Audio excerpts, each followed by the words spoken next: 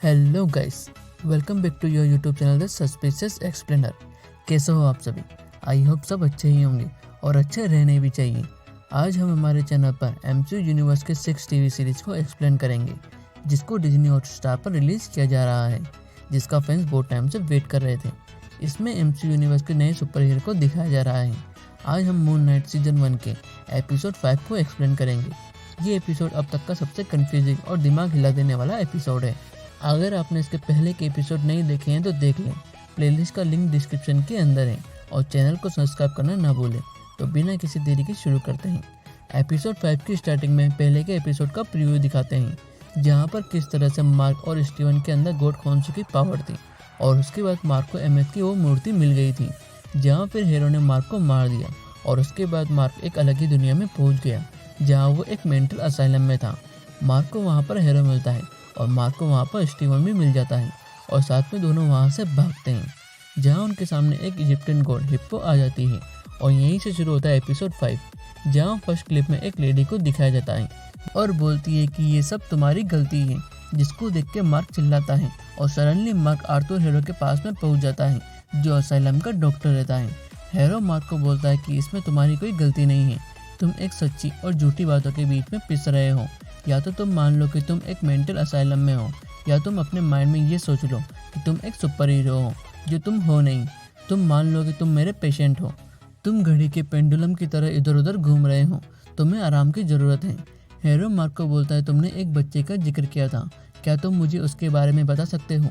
यहाँ पर hero mark को ये मानने पर मजबूर करता है कि वो एक मेंटल पेशेंट है।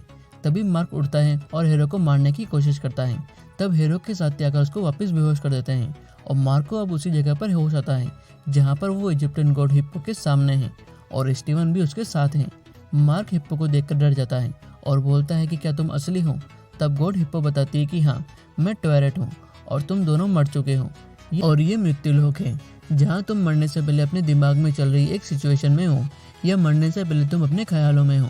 मार्क को कुछ समझ नहीं आता है। तब स्टीवन मार्क को समझाता है, क्योंकि स्टीवन इजिप्टियन गॉड के बारे में ज़्यादा जानता है। मार्क वहाँ स्टीवन से बात करते हुए एक गेट को खोल देता है, जिसकी दूसरी तरफ एक अंडरवर्ल्ड की दुनिया है। यहाँ से वो मृत्यु लोक में जाने वाली एक नाव के अंदर आ जाते हैं, जो मरने वालों को उनके मुकाम पर लेकर जाती है, और ये काम इजिप्टियन गॉड हिप्पो करती है। ट्वेरेट बोलती है कि अगर तुम्हारे दिल पर कोई बोझ नहीं होगा तो तुम सुकून के मैदान मतलब स्वर्ग में रहोगे, अगर नहीं हुआ तो तुम नरक में चले जाओगे। ट्वेरेट स्टीवन और मार्क के सीने में से उनके दिल को निकाल लेती है, और उनके स्वर्ग और नरक में जाने के लिए उनको इंसाफ के तराजू में तोलती है। स्टीवन इसके बारे में मार्क को बताता है कि इजिप्ट में जब कोई मरता है तो उसके दिल को इंसाफ के तराजू में तोला जाता है। अगर वो एक पंख के बराबर के भारी हुआ तो उसको स्वर्ग में जाने दिया जाता है, और ट्वेरेट वही कर रही है। और अगर दिल का वजन भारी हुआ तो तुम्हें यहीं पर रेत में छोड़ देंगे, और तुम वहाँ रेत में जम जाओगे। दिल पर बोझ का मतलब हुआ नो मुक्ति। मार्क स्टीवन से बात करता है और बोलता है कि यह हिप्पो कुछ भी कहे, हम मरने वाले नहीं हैं, और अगर ज़्यादा हुआ तो हम हिप्पो को मार देंगे और ये नाव को चुराकर बच जाएंगे। तब यहाँ इंसाफ का तराजू हिलने लगता है और एक जगह पर रुकता नहीं है। तो ट्वेरेट बोलती कि तुम्हारे दिल में अभी भी कुछ बात है जिसको तुम्हें जानना चाहिए। इस नाव में तुम्हारी जिंदगी भर की याद है, और तुम जाओ और उन यादों को सुलझाओ, तभी ये तराजू रुकेगा और तुम्हारा इंसाफ होगा, वरना तुम यहाँ पर जिंदा नहीं बच पाओगे। स्टीवन और मार्क अपनी यादों को ढूंढते हैं, जहाँ स्टीवन मार्क की यादों का गेट खोलने लगता है, जिसके अंदर मार्क होता है।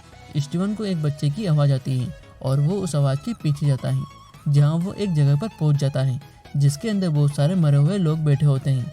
ये वही लोग होते हैं जिनको मार्क ने मारा होता है, या मार्क ने खोंसू के कहने पर उनको मारा होता है।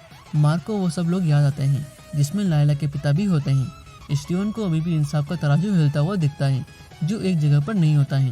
तभी उन मरे हुए लोगों में से एक बच्चा भी रहता है, जिसको स्टीवन देख लेता है। स्टीवन उसके पीछे जाता है। मार्क उसे ऐसा करने को मना करता है। स्टीवन अब मार्क की याद में आ जाता है, जहाँ उसको उसके पेरेंट्स दिखते हैं। स्टीवन को पता चलता है कि उसका एक भाई भी है। स्टीवन को उसकी माँ मार्क बोलकर बुलाती है। मार्क उसके छोटे भाई के साथ वहाँ से खेलने जाता है, जहाँ उनके पीछे स्टीवन भी जाता है। मार्क और स्टीवन का छोटा भाई एक केव के अंदर जाते हैं, जहाँ बारिश के कारण धीरे धीरे पानी बढ़ने लगता है। यहाँ मेंटल असाइलम में मार्क स्टीवन को उसकी याद से बाहर निकलने को बोलता है। तभी उसके सामने वही लेडी आ जाती है, जिसको एपिसोड की स्टार्टिंग में दिखाया गया था। ये लेडी मार्क की माँ ही रहती है। स्टीवन दोनों बच्चों को बचाने के लिए जाता है, लेकिन पूरी केव में पानी बढ़ने लगता है और उन दोनों बच्चों के चिल्लाने की आवाज़ आती है। इसी के साथ स्टीवन भी डूब जाता है। मार्क असलम का एक गेट को खोलता है और अपनी याद में आ जाता है, जहाँ पर उसके सामने उसके पेरेंट्स होते हैं और स्टीवन भी वहाँ पर पूरा गीला हुआ रहता है। मार्क की माँ बोलती है कि उसको उसका बेटा वापस चाहिए। तभी यहाँ किड मार्क आ जाता है, जिसको देखकर उसकी माँ बोलती है कि तुम्हारी वजह से मेरा बेटा मरा है। तुमने कहा था कि तुम उसका ध्यान रखोगे, लेकिन तुमने उसको मार दिया। किड मार्क वहाँ से चला जाता है, जिसके पीछे स्टीवन भी जाता है।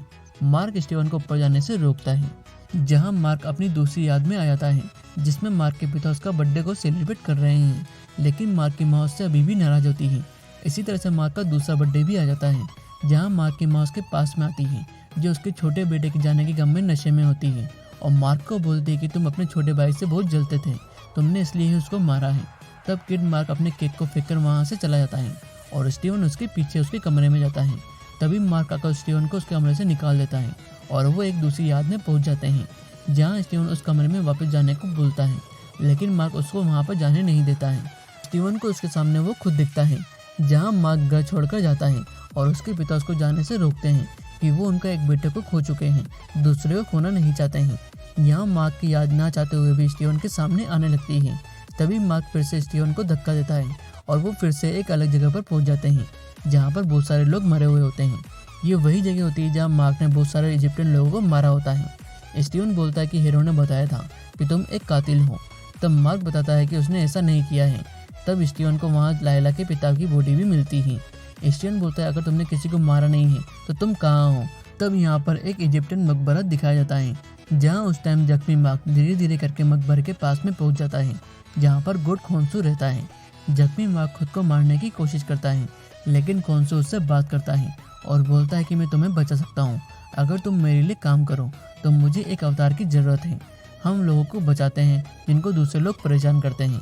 तुम्हें क्या चाहिए, ज़िंदगी या मौत? तब मार्क मरने लगता है और जख्मी मार्क बोलता है कि ठीक है, मैं तुम्हारा अवतार बनूंगा। तभी खोंसू अपनी पावर मार्क को दे देता है और मार्क उसकी पावर से मून नाइट में बदल जाता है और खोंसू के लिए काम करता है। मार्क और स्टीवन वापस नाव के ऊपर आ जाते हैं, जहाँ टॉयलेट बताती है कि अंडरग्राउंड या मृत्यु लोक में सब लोग बिना उनके न्याय के नरक में जा रहे हैं। ये गलत हो रहा है। स्टीवन बोलता है ये हीरो ही कर रहा है, इसलिए हमें वापस जाना होगा। मार्क बोलता है हमें खोंसू को आज़ाद करना होगा, वही सबको रोक सकता है। तब टॉयलेट बोलती है कि मैं कुछ कर सकती हूँ, लेकिन साइरस को ये सब अच्छा नहीं लगेगा और अगर तुम जिंदा भी होगे तो तुम्हारा घाव नहीं भरेगा। टॉयलेट अपनी नाव को साइरस के दरवाजे की तरफ घुमा लेती है, जहाँ अब मार्क और स्टीवन अपने तराजू को फिर से बैलेंस करने के लिए निकल जाते हैं। स्टीवन वापस उसी कमरे में जाने को बोलता है, जिससे उसे सब पता लग सके और उनका तराजू बैलेंस हो सके, लेकिन मार्क स्टीवन को वहाँ जाने से अभी भी रोकता है और बोलता है कि तुम वहाँ पर मत जाओ, मैं खुद सच बताऊंगा। स्टीवन बोलता है कि उसे वहाँ पर जाना ही होगा, अगर नहीं गए तो हम यहीं नरक में रह जाएंगे और लैला वहाँ पर मर जाएगी। मार्क यहाँ पर बहुत फ्रस्ट्रेट हो जाता है और वो वापस हीरो के पास में पहुँच जाता है, जहाँ हीरो अभी मार्क को अपनी वही बातें बोलता है कि वो मेंटल है, उसे स्टीवन को उसकी सारी सच्चाई बता देनी चाहिए। तभी यहाँ सीन में किड मार्क को दिखाते हैं, जो उस कमरे में आ जाता है। मार्क स्टीवन को उसी कमरे में ले आता है, जहाँ स्टीवन को ये बात याद नहीं होती है। गेट के बाहर उनकी माँ जोर जोर से गेट बजाती है और गेट खोलने को बोलती है। किड मार्क बहुत डरा हुआ होता है और बोलता है कि वो उसकी माँ नहीं है, और तभी यहाँ पर किड मार्क उसकी पर्सनालिटी को चेंज कर लेता है और वो स्टीवन ग्रांट के कैरेक्टर में बन जाता है। तब स्टीवन को समझ आता है कि मार्क के अंदर स्टीवन है, स्टीवन बस एक कल्पना है। तभी मार्क की माँ अंदर आ जाती है। मार्क स्टीवन को वहाँ से बाहर ले आता है, जहाँ किड स्टीवन को उसकी माँ मारती है, जो मार्क स्टीवन को देखने नहीं देता है। मार्क स्टीवन को बताता है कि उसकी माँ उससे प्यार नहीं करती थी और तुम जिससे बात करते हो वो कोई और है, उसकी माँ मर चुकी है, जिसके बारे में स्टीवन को पता नहीं होता है। स्टीवन को ये बात सुनकर परेशान हो जाता है और वो हीरो के सामने आता है और हीरो को देखकर डर जाता है। अब हीरो स्टीवन को अपनी बातों में उलझाता है और उसकी माँ से बात करवाता है, लेकिन स्टीवन अब मार्क की बात को सच मान लेता है, जिसमें उसकी माँ नहीं रही है, और वो मार्क की एक याद में पहुँच जाता है, जहाँ मार्क उसकी माँ से मिलने आया था, लेकिन वो उनसे मिलता नहीं है। मार्क को उसकी माँ के जाने का दुख होता है। स्टीवन और मार्क खुद को देखते हैं। तब मार्क बताता है कि उसकी माँ के मरने के बाद हम दोनों की पर्सनालिटी एक होने लग गई। मार्क को उसकी माँ के जाने का दुख होता है। तब स्टीवन मार्क को समझाता है कि उसके छोटे भाई का मरना उसकी गलती नहीं थी, उसके लिए खुद को जिम्मेदार मत समझो।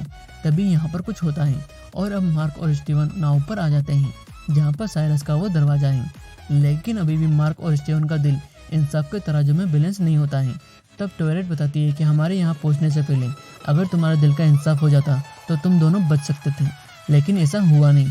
अब तुम्हें नरक के लोग आकर अपने साथ में ले जाएंगे, जिसमें मैं तुम्हारी मदद नहीं कर सकती हूँ। अब धीरे धीरे वहाँ की रेत में से कुछ लोग बाहर निकलकर नाव पर आ जाते हैं। ये वही लोग होते हैं जिनको मार्क ने पहले मारा होता है। मार्क उनसे लड़ता है, लेकिन बिना खूंसों की पावर से उनके सामने कमज़ोर पड़ता है। तब स्टीवन उसकी मदद करने के लिए आता है और वो उन लोगों से लड़ता है, जहाँ स्टीवन मार्क को बचाने के चक्कर में खुद उस नाव से रेत में गिर जाता है, जहाँ से स्टीवन वापस नाव में नहीं आ पाता है और स्टीवन उसी जगह पर जम जाता है। यहाँ पर उनका अनबैलेंस तराजू वापस बैलेंस हो जाता है। मार्क यहाँ पर एक अलग लोकेशन पर पहुँच जाता है और इसी के साथ मून नाइट एपिसोड 5 का एंड होता है। गाइस, ये एपिसोड बहुत ही कंफ्यूजिंग एपिसोड रहा है, जिसमें मार्क और स्टीवन की अलग अलग स्टोरी चलती है और इसमें मार्क एक रियल कैरेक्टर है और स्टीवन मार्क की बस एक इमेजिनेशन ही था। अब इसके आगे आने वाले एपिसोड में ही पता लगेगा कि आगे क्या ट्विस्ट होने वाला है।